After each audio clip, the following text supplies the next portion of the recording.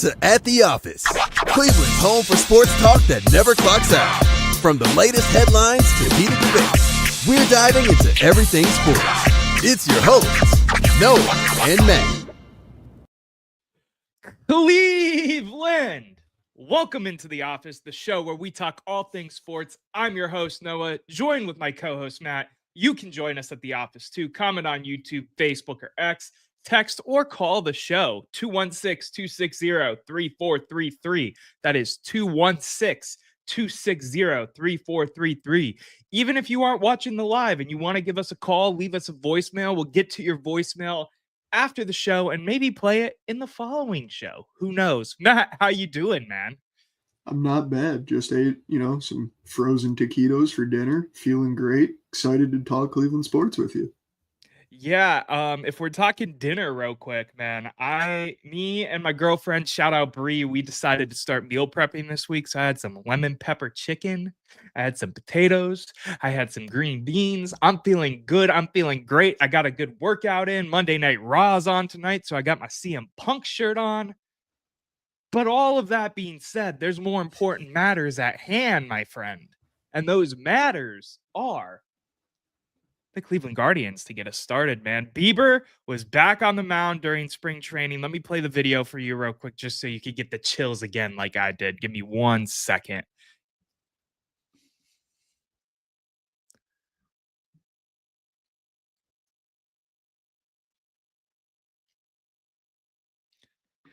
I'm not going to play the whole clip for our audio-only listening viewers. I didn't realize there was zero audio attached to that clip of Bieber pitching. But, Matt, how do you feel about Biebs back on the mound, man? I mean, obviously love to see it. He's one of those players that just is like a cornerstone of a Cleveland franchise. It hurt all last year not having him. And I'm just, you love to see him back in the Cleveland colors, obviously. I'm wearing the Shane Bieber jersey today. It's one of those things that I hate being sad or, the sad guy of the show this early on, but it makes me wonder, and I always will think about how we would have done had we had him last year. But then I just get so excited thinking about we're going to have him this year with a team that's 1 year further developed and had a postseason run under their belt now. I mean, I'm just super excited to see him back for us. Yeah, I mean, I'm excited as well. I don't think if you're a Cleveland Guardians fan, the only emotion to feel is excitement, right? Just seeing him back on the mound, seeing him in those new classic looking uniforms, and they finally dropped him on the shop, Matt. They finally listened my prayers. It's just exciting. Huh? Now you can get one. I'm not even going to buy one. I have my City Connect. I spent way too much money on my Quan City Connect last year. I digress. Seeing Biebs back on the mound, though, it just makes me feel good, feel excited. Saturday is the first spring training game, I believe. So we're already in the swing of things. They're down and into it in Arizona. We got a lot of prospects that are listed in, some top 100 charts. So we'll see what they look like, especially with the need of figuring out what exactly we're going to do at second base following the Andres Jimenez trade, figuring out what we're going to do in the outfield long term if the situation we have right now is going to be the exact situation that we have, right? But I'm just excited overall, aren't you, man? Yeah, I mean, as it's, well known on the show, I'm a huge baseball guy in general. So getting back into the swing of things, you love to see. And then obviously, Bieber fan, he's back. There's obviously, a lot of people thought we wouldn't see him in a Cleveland uniform again. So, it's just one of those things. Baseball's around the corner. Cleveland has a really good looking team, in my opinion, still. Let's rock, baby. Let's rock indeed. And speaking of rocking, speaking of rolling, when those good times are on their way, there's only one honey wine brand you should spend it with, and that is D&D Meadery by the brothers named Derek and Dominic of Northeast Ohio. Fine, exquisite, sweet, great tasting honey wine, mead for those who don't know. Use code @TheOfficeCLE, that's @the-office CLE for 5% off. And if you order 2 bottles you get a free shot glass. So why wouldn't you order 2? You get some merch to go with it, and you get 2 bottles of God's nectar. Matt, how do you feel about D&D mead? It's awesome. Fantastic. Amazing. I can't think of any other great words, but you get the drift. Yeah, I'm with you, man, and I want to shout out them and appreciate their sponsorship and their help with everything we do here on the channel and during the show. Now, Matt, let's get back into it because there has been a lot of Guardians news the last couple days, and I think it's only fitting. Bieber's on the mound. Saturday spring training starts officially in terms of like the games and such. Guardians add some pitching help. Why don't you give me some background, and we'll start with one Jakob Junis. Let me put his beautiful mug up there for you real quick too. Go ahead, man. So, I mean, first off the rip, for the audio only listeners, it's a fantastic beard. Already, good check mark in my book. Love it. But more about the athlete. He's a bullpen arm. He's a righty. Super excited. He carried a 2.69 ERA over 62 innings in his last season. So, I mean, that's a good, solid bullpen arm. I am kind of concerned with him. He's a little bit older, so, he might struggle landing into a new system. But then again, you flip that. He's a vet. He's a pro. Been around. He'll be fine. Doubling down on what we're good at. A good bullpen gets better. How do you not like it? Yeah, and the thing I like about him too is he has a mixture of availability. He's played some reliever, he's played some starter, so need be if we get in a situation with some injuries and that kind of thing, we can insert him into a lineup and do what we need to do to get through a rough patch of, again, injuries. I want to shout him out real quick because we have the same birthday. Shout out September 16th. I did that in my research. But yeah, overall, I think he was a little get for this team to add to pitching, add to one of the what is always a strength of a Cleveland baseball team in pitching. We develop pitchers at a crazy rate, right? And overall, I'm really excited to see what he does, see where he slots in terms of all the different lineups, see when he gets called to be a reliever and whatnot. Matt, he's all good and well, but we added another pitcher today, one by the name of John Means. Tell me a little bit about one John Means. I mean, I want to start by saying I'm absolutely in love with this signing for this team.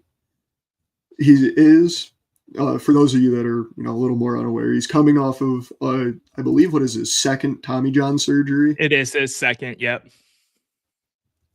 So he's got kind of a rough outlook. This is a failure on my part. I don't have his recovery timeline down in front of me anywhere. I don't know if you do. Noah can assist me on that. It's just roughly mid-season right now with the Tommy John because he went out roughly mid-season last year is the outlook of his injury right now. With that being said, I still am extremely excited. He's an extremely talented pitcher who has battled injuries in his career. I think it's, Cleveland has always had a very successful track record with developing and also bringing pitchers back from the dead, whether that's the injury graveyard, being older at the end of their career, minus Carlos Carrasco. We don't have to talk about that. And I mean, it kind of reminds me of, a pitcher we had on our roster last year that turned into a fan favorite.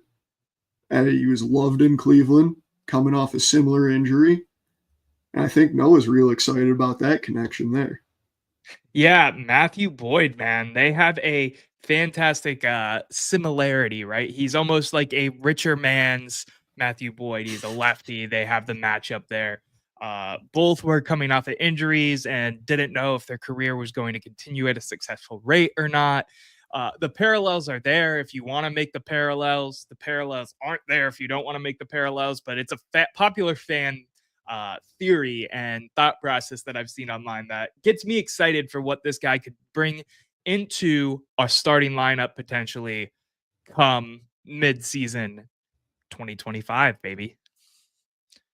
And I want to be the first one to say, I mean this in no shade towards Matthew Boyd whatsoever. I was one of the Clevelanders that loved him.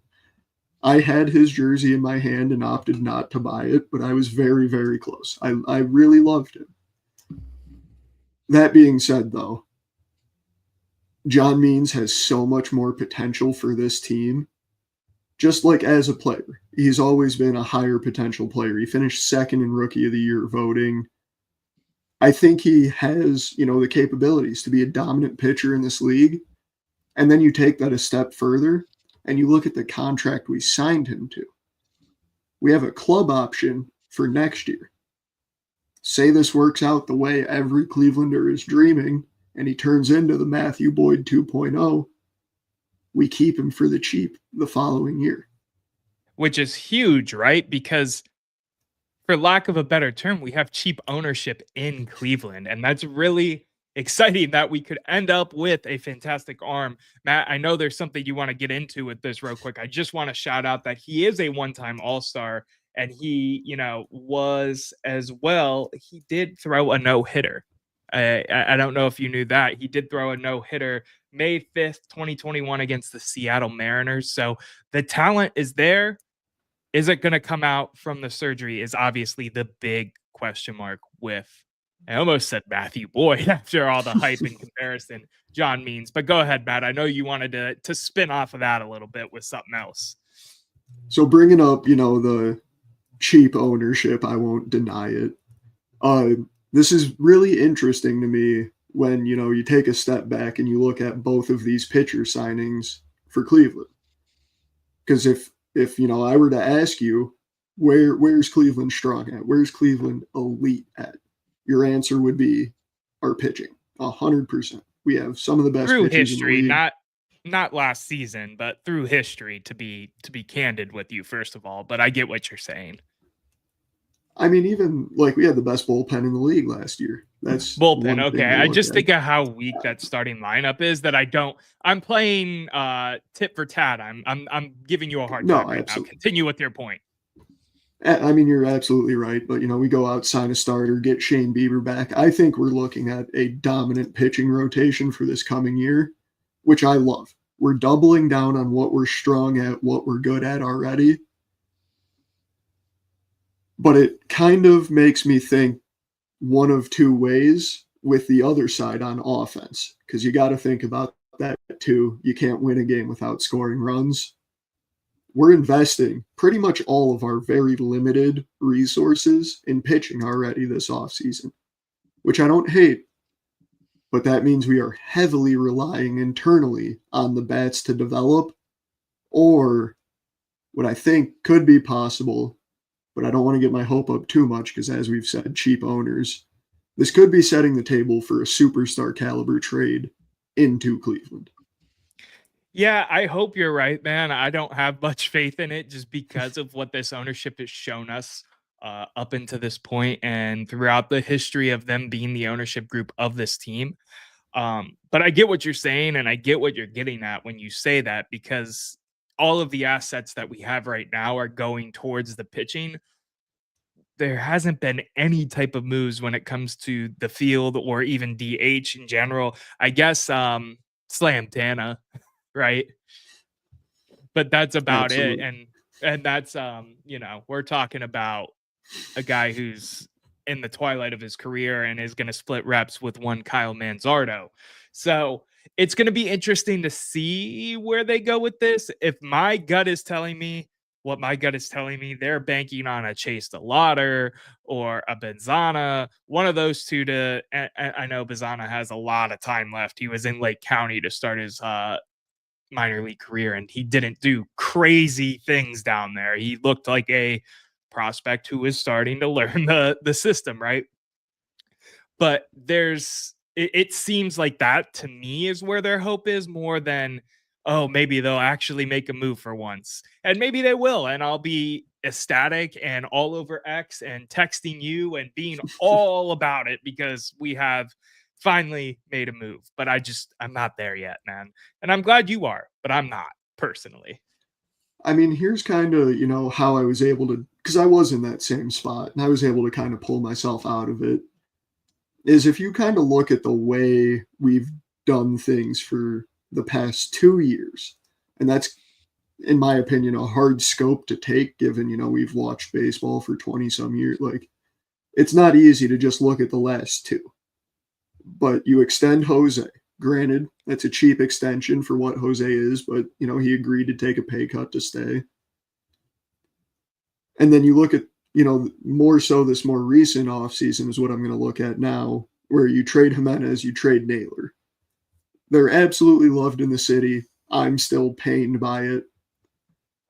However, you're getting rid of our expensive players on our roster right now that, aren't necessarily superstars. I hate saying that. Absolutely hate saying that. I love them.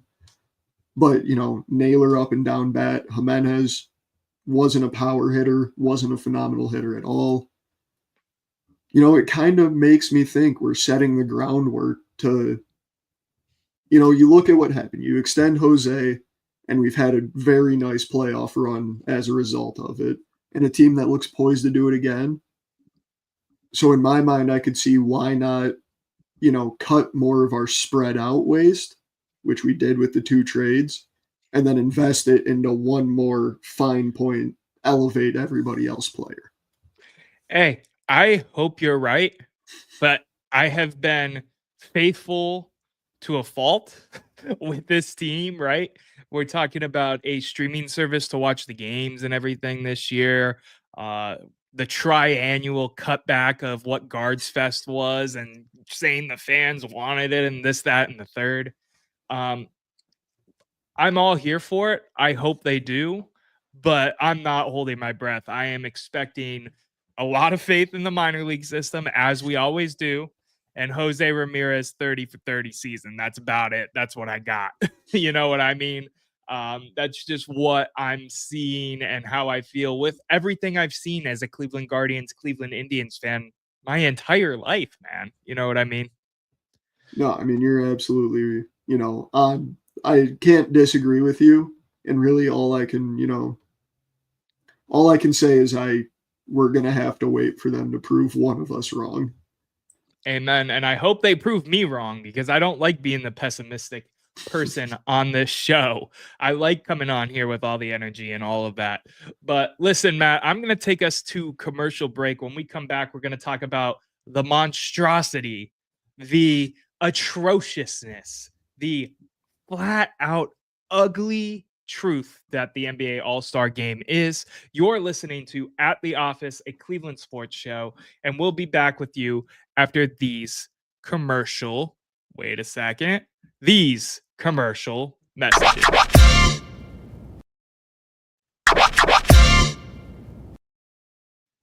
And we're back at the office talking all things Cleveland sports, hanging out, having a good time, doing our thing, getting excited for Guardian season. We're getting so much closer. Matt and me plan on attending opening day together, as we have for the last 2 seasons.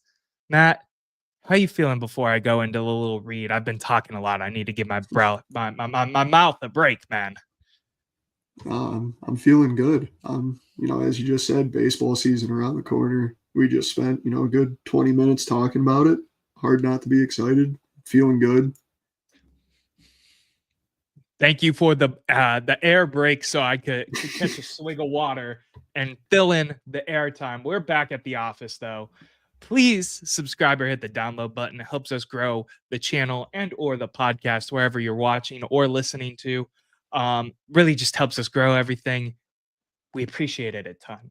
Drop us a comment whether you're listening to the live show or watching the recording after the fact. Again, we like talking to you guys. We like getting you involved. You can leave us a literal phone call. That is a phone number with a voicemail attached. Leave us a voicemail and you might get featured on the show. Lastly, check out the merch store at theofficecle.com. You can get this beautiful mug. You can get you a sticker. You can get you a shirt. There's a bunch of stuff out there. Shout out Fans for Sports Network for everything they do in helping us produce and prep and do our show here. Matt, what were your thoughts on the new NBA All-Star format, man? It was a heated cesspool on X reading through some of the comments and tweets and all of that about what was going on with this game. I mean, it kind of sucked, and kind of sucked is being nice because we're on the internet and Noah has a professional career to look forward to that I don't want to ruin. Yeah, I mean, it's funny. just, it's not fun. Nobody enjoyed it. I think everybody knew nobody was really going to enjoy it before it even happened. And it, you look at some other all-star events around the world and around the big leagues, and it makes you wonder why they're doing things the way they're doing. I mean, it sucked, but that's my opinion. And I've been known to say that I don't follow basketball as closely as some other people on the show do. So I'm more interested on this topic to hear what you have to say, Noah. What do you think about this All-Star game? Yeah, first, let me start by prefacing with I give the NBA a ton of credit for trying. They do a lot of things to try and make this game work and entertain the fans and do it the right way and get the players involved and want to play defense and offense and blah, blah, blah, blah. This is my biggest problem with the 2025 NBA All-Star game. I'm just going to pull up this post from Reddit earlier today. 42 minutes of actual basketball was played in the 3-hour All-Star game. The intro had 30 minutes. The pregame had 10 minutes. The first game was 12 minutes. Mr. Beast came out for a half-court challenge. It was a 5-minute affair. We got game number 2, which was 16 minutes. We then had a music performance that was 6 minutes. We started game 3 and then went to the Inside the NBA tribute, which was 9 minutes, and then finished game 3, which lasted a total of 14 minutes. The post game was 6 minutes. All of the desk game intro segments, all the other bullshit was 22 minutes, and the ads were 80 minutes in total. A 3-hour basketball show that is supposed to entertain the fans featured less than an hour of basketball content. Now, one might say, oh, but the NFL's 3 hours and they play an hour of football the whole time. That's fair. Football's a slower paced game. There's a lot of stuff that goes into it outside of the actual football being played on the field. There's timeouts, there's coaches' challenges, there's a lot of other entertainment factors that are involved with a football game.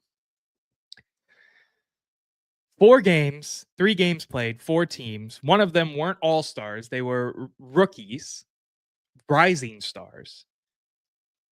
There was a lot there that just was not right. Kevin Hart stole the show in the worst way possible. I'm not saying stole the show in a good way. He was horrible. Even the players were telling him to shut up at one point.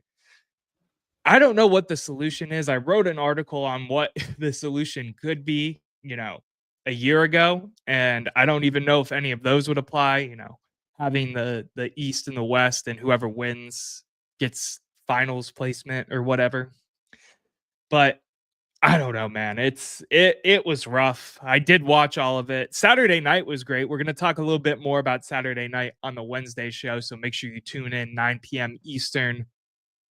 I'm not even going to do the rest of the time zones. You can figure it out for yourself if you're not from the land. Matt, do you have a solution you have to pose to this whole thing, or? I don't want to sit here and say I have, the perfect solution or anything. I just, I turn and look at the All-Star event that's also happening at the same time in a sport we don't cover, which is the NHL. Yeah. They are hosting what they're calling the Four Nations Face-Off. And they are pitting all of their All-Stars against each other based on country of origin and letting them go fight for glory. Now, obviously, there's a lot of national pride that goes into this. And there's a lot of, just in general, hockey players tend to be more aggressive. They carry more bad blood. And you're allowed to take it out on a hockey rink. But I just think it's, it's almost frustrating to see a big 4 sport flop this bad with what's supposed to be the highlight of their league. This is supposed to be the group of best players they have. And it's just so boring that it's hard to watch almost for a non-hardcore NBA fan. Does that make sense? Yeah, I don't know what the solution is. Like I said, I'm not going to hop on here and try to give a solution to the problem because I think there is a lot of issues with it. The NFL has basically seceded with theirs and has turned it into an optional flag football game with some other fun events that fans can attend to for like $20, right? So I get the rock and the hard place kind of place we are really in right now. Um, well, all I know is what I watched on Sunday night was not it. Having the a comedian roast the players during the thing, it was really funny to me that like I kept writing down, like I was taking notes as the game went on, just in case there was anything I really wanted to touch on that wasn't going to be like a main talking point. It was funny to me that Kevin Hart kept burying, wrestling term there, burying the game, burying meaning throwing the game under the bus, talking about how like there's no effort and we need to see centers stop taking threes and guards should play more defense. He was talking about that during the broadcast, and so were the TNT guys. Draymond Green got on the show beforehand and talked about how it was boring and a bad format. Like there was just so much of like, aren't you supposed to be selling me to want to stay and watch this, and not because I do a sports show that I want to talk about this with on the next day? Because if I wasn't talking about this on the show with you, Matt, I was not sitting through the 3 hours of that. There was just no reason to, right? No, I mean, absolutely. I wouldn't have. It's just I don't know what the solution is. I want to shout out Evan Mobley real quick. 3 for 3, 6 points in the game. They lost the first round, but he was 3 for 3 at 6 points. Good for him. I don't know, man. A lot of people had gripes with the Rising Stars playing in this. I found myself cheering for them because they were the only ones who were like actually giving a damn and playing hard defense and trying to score and keep the game close. They lost in the first round. No surprise there, even with the lack of effort. But it was still fun. I don't know if we need to just go back to a regular East-West game and whatever happens, if it's a dunk contest the whole time and 3 points from the half court, that was more entertaining than what I watched on Sunday night. And I guess I'd rather have that than what I saw Sunday night. You feel me? Absolutely, I agree. You got any other? Oh, you talked about the face-off, the Four Nations face-off. What is it called again? I'm sorry. It's the Four Nations face-off for the NHL. That's what I thought. Okay. I just wanted to make sure I said it right. I would love something like that. Shout out the Ultimate Cleveland Sports Show people. They were talking about how the Four Nations, they should do it like Europe and Canada, however they break it up, right? But they should do it where like whoever wins gets the bid for the All-Star game the next year. So say like Europe wins, then Paris has to host the All-Star game. So there's more of an incentive because you're bringing something to your homeland, right? Even though it is still right, even though it is still an American league, right? It is a United States basketball league. I thought that was a really cool idea that could add some validity to it.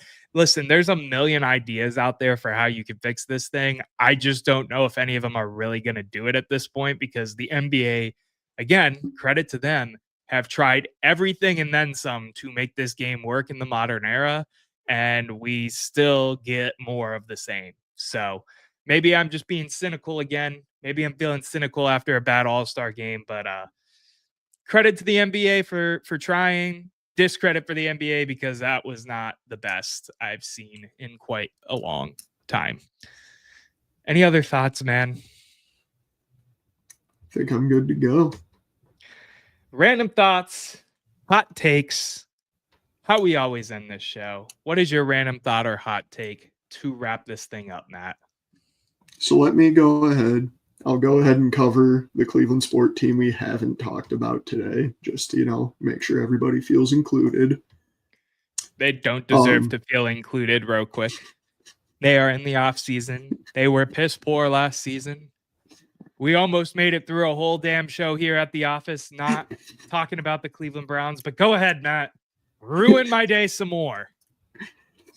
And I would also like to preface this by saying, no, I will not be taking questions at this time.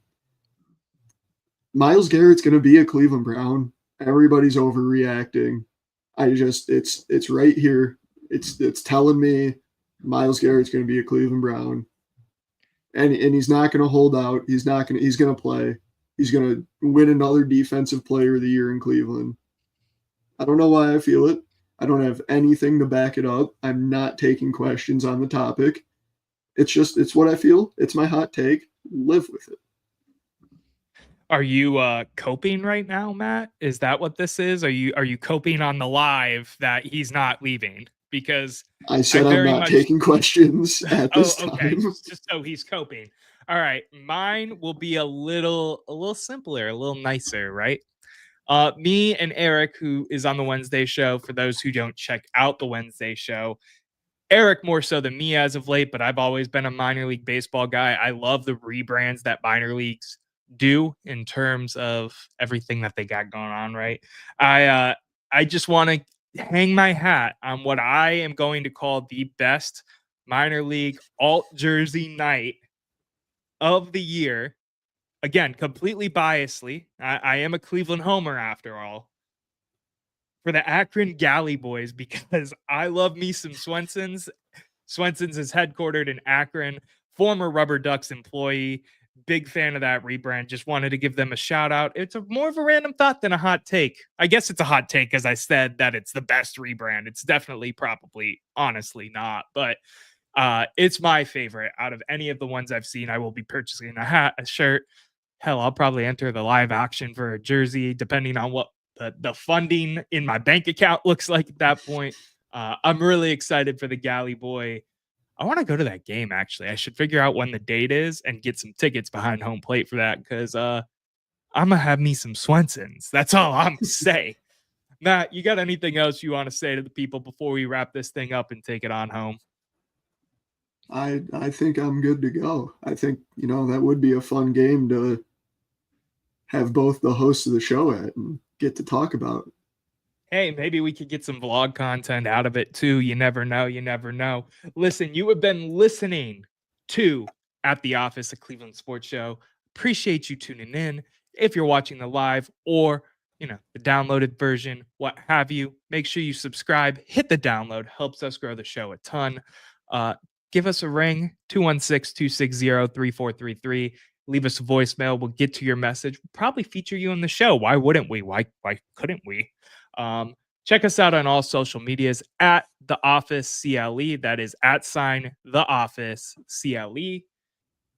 Matt, it's been a pleasure talking to you as always. And until next time, Cleveland, have a great day. Have an even better night. Peace.